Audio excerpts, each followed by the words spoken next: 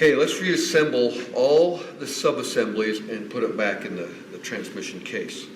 So here's the CDF, drum, C clutch, D clutch, F clutch. I'm going to put this right over my hole. I'm going to drop this in. Now, once we get it in all the way, it's not in all the way.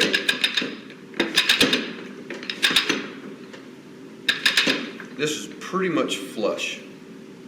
Okay? Not quite, but it's pretty flush.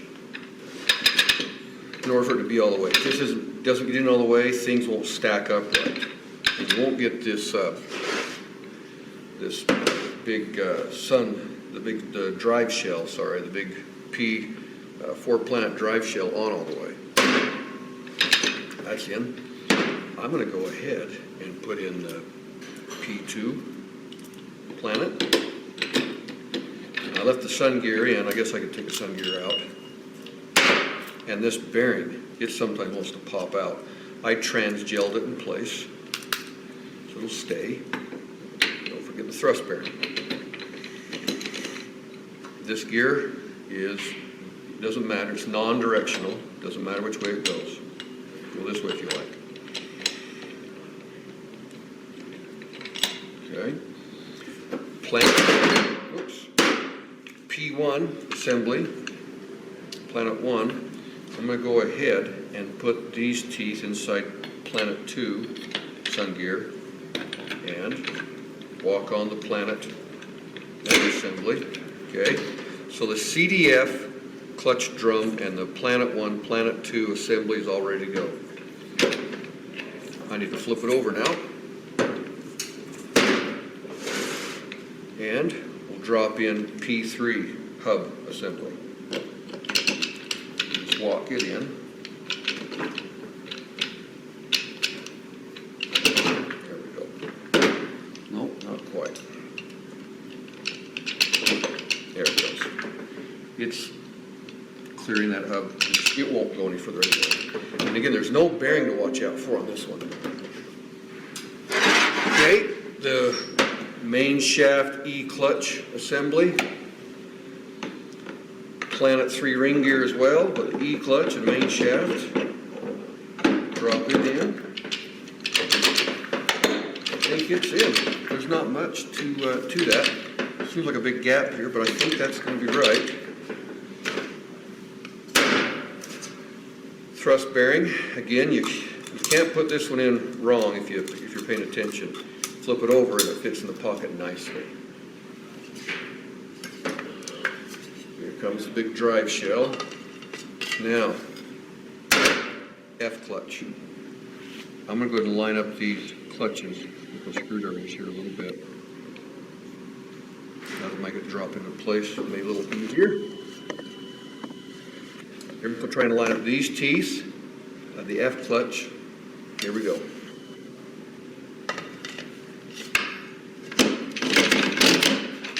I think I'm in already.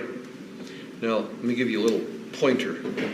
I know it's on all the way when I see this.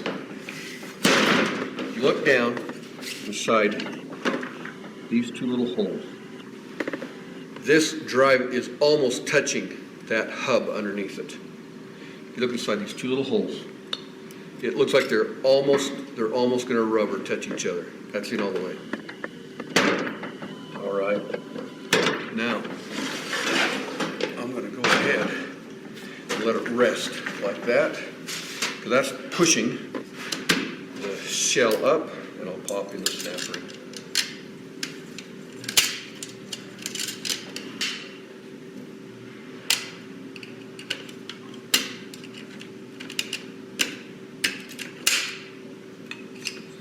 Good snap, it's a good ring, good sound, whatever. We're in. There is the gear train assembly all put together. Okay, now the bearing on the gear train assembly has a spacer washer. Spacer washer goes up. Go ahead and drop it in. okay? P4 planet. Make sure the roller bearings or the thrust bearings, I'm sorry, are in place. We'll drop it into the case. There's really nothing more than dropping it in. That's the parking pole. If I move, you got some lit place. I'll put the parking pole back in park. Okay, we've got that ready to go. All right. And it's kind of a heavy thing. We're not even near in all the way. You just got to slightly lift while you drop it in. Okay, there's one step. That big planet and planet and ring gear in the very bottom, P4, has got to line up just right. We've got one more step to go. I'll show what I'm looking for after it drops in.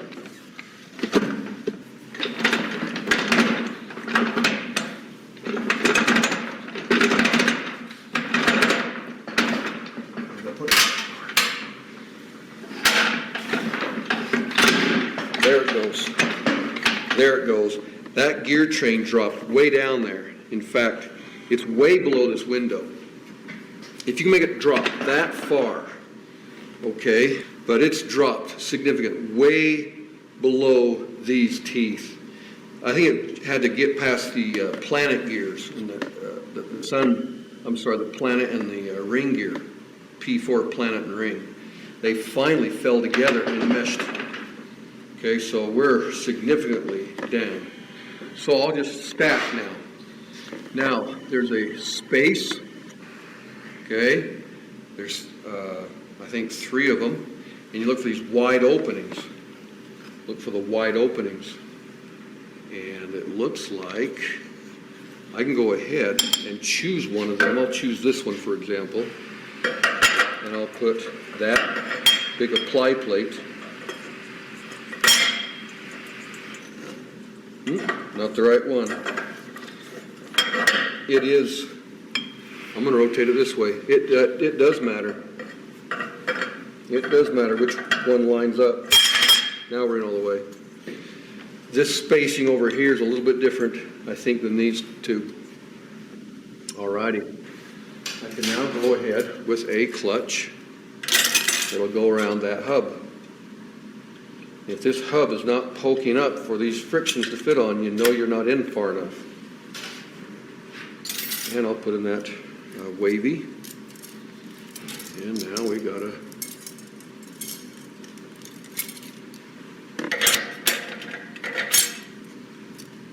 spring, friction, get in there. Whoops. I forgot to line up.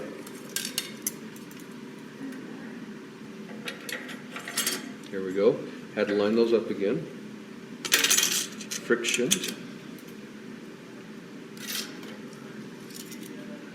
Again, you've got to know which one lines up. It does matter.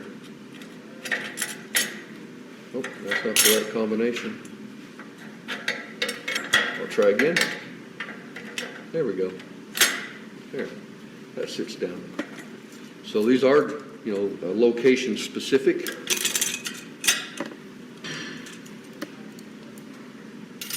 Got the spring. And, of course, here's the pressure plate. The thin wavy goes on top.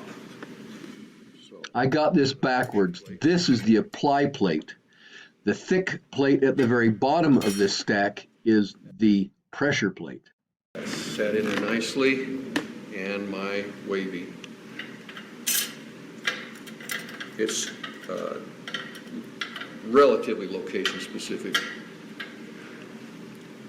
Looks like it lines up just fine. Yeah, we're fine. Alrighty, we are now ready for the front support. Of course, this is you just got to kind of use your eyes and see where this gear is going to line up, of course, out the window here. So put this gear, then use your bolt holes. Okay.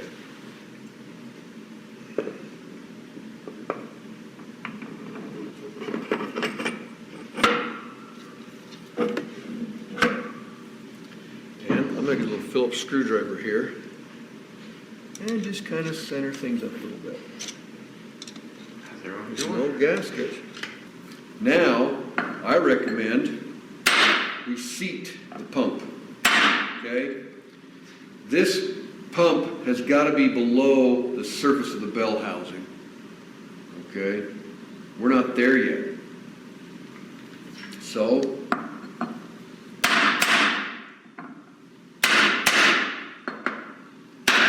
there it goes.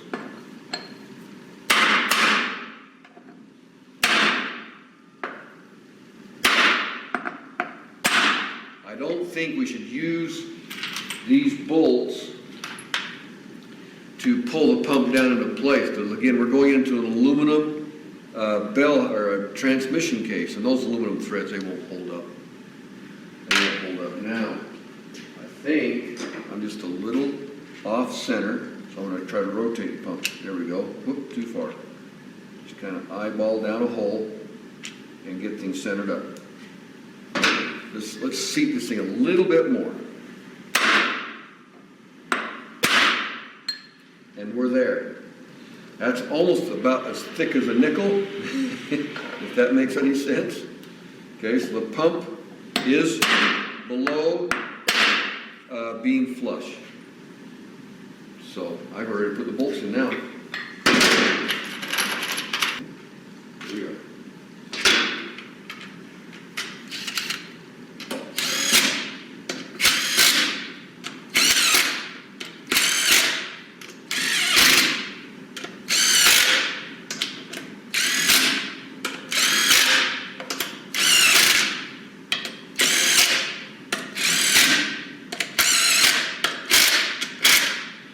Okay, ready for a torque wrench. But it is 20 foot-pounds, and your bolts are not going to get really firm and solid until this pump is sitting tight against the case. What I failed to do is lubricate that O-ring that sits on the outside of this front support with some ATF. I guess I should crisscross. I just wanted to include that. Okay, with the transmission back from the horizontal position, we're ready to put in the wiring harness. Maybe even put a little fluid. Good. Some transmission fluid in the harness, main connector.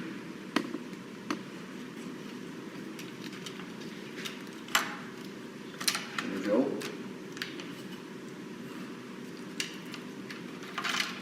It'll probably pop in if this was a real transmission job. It'd pop in a little better. We'd make sure it did. How's that?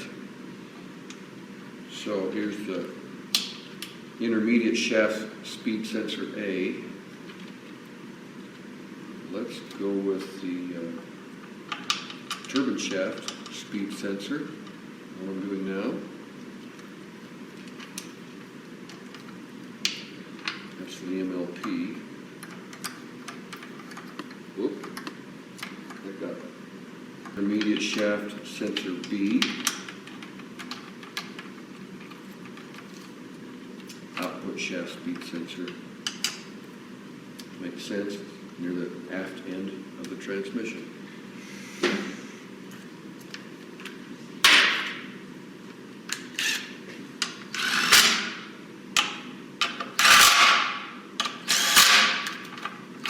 Three sensors. Let's get the bracket kind of lined up.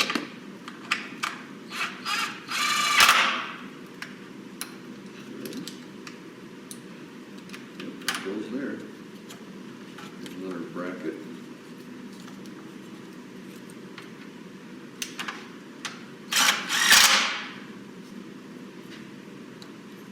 Pokes in a little hole. Let's see if that's it. One thing I failed to do the last time I put this together. Of course, here's the roller, spring-loaded roller for the Rooster comb. I failed to put this little opening around the little guide pin. This helps locate proper location of the MLP. So I gotta get around that little pin, which I keep seeming to miss. We come there now.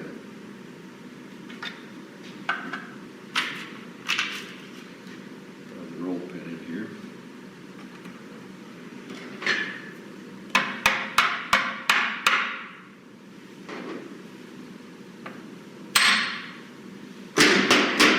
That way, this MLP stays in one location while you make your gear selections. Okay. MLP is now connected. And there's park. Or is it? Yes. Parking Paul's now in place. Right.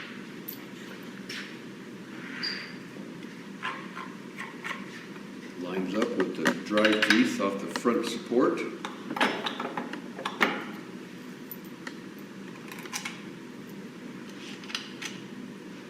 I don't know the torque for these are offhand, but I'm going to at least zip them down. And, of course, we next use our torque wrench, right? I think we're ready for the valve body.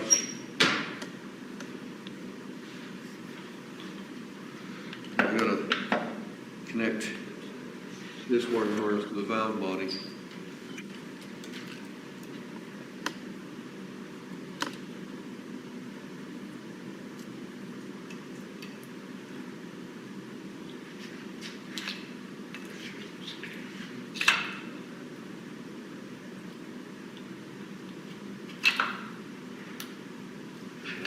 Lock it, all right? Plug it in and lock it. We'll do the same with all 8 cylinders, same kind of connector.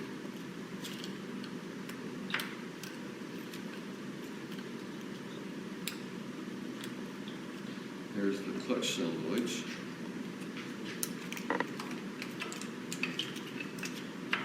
We'll get those on the top side. Transmission fluid temp mixer.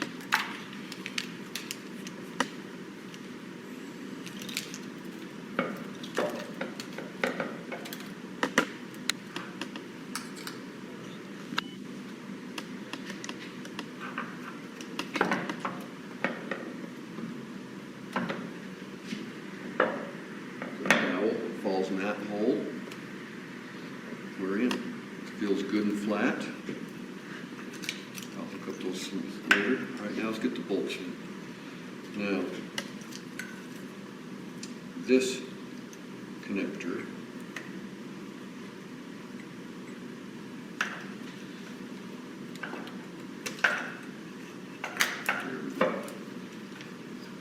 this little black keeper goes on top of this white piece. There's a little flat spot for it to fit. Let's have that as one of our first bolts to go in, just to keep it lined up. And of course, we'll find the same bolts with the little embossed arrows. Probably have an extra one left. There's an empty hole right there. Whoops. That seems a tad short. Let's find out. Oh, that's for the filter. That'll be for the filter. Here we go. There's a short one. There we go. That is different length than many of the other bolts.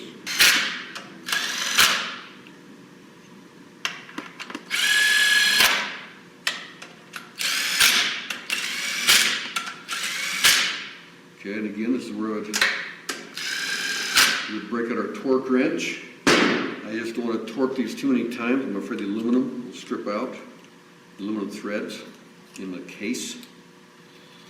This round hole, okay, that'll be where the filter goes. I'm also going to poke that little black piece in this hole, and I'll hook up the torque converter. That's the green one. solenoid, and the line pressure control is in blue.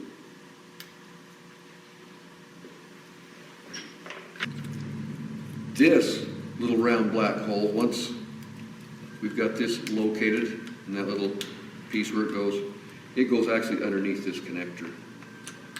So this white block, okay, the main connector, it pushes that into place, let alone we put this little black piece over there, then put the long hole in.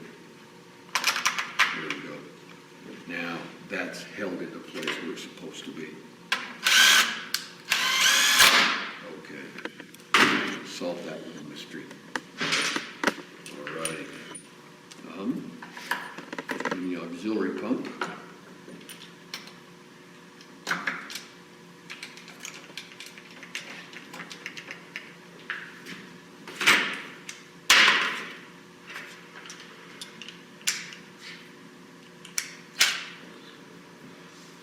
And we'll get to that later.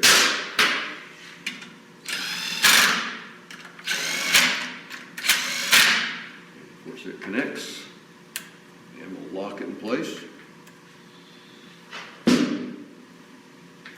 The supply tube for the valve body. Of course, we're going to connect this, I guess. Might have been easier with the auxiliary pump off. Huh? Let's do that. We'll just keep the tape rolling. I want to show what not to do.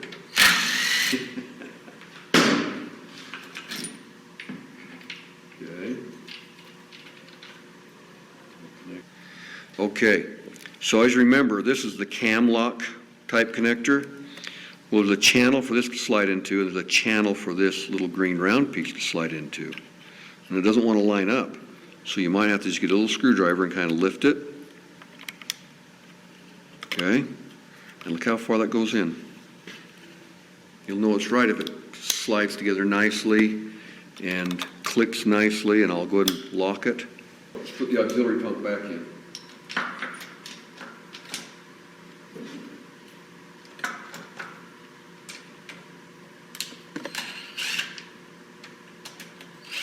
Make sure they line up good. Already did the connector. And here is the supply tube. From the pump to the valve body. We might have to get some lubricant on that. We'll slice it. There we go. Got to be just lined up.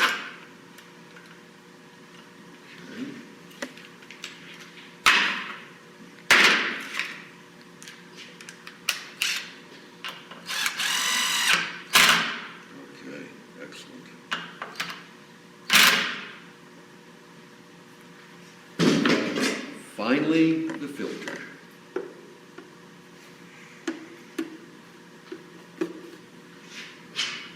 Long bolt over here near the pump. And the short bolt here by the connector. And I think it requires you to push it in a little because these bolts are what help make a good seal. Pushing it together. Okay.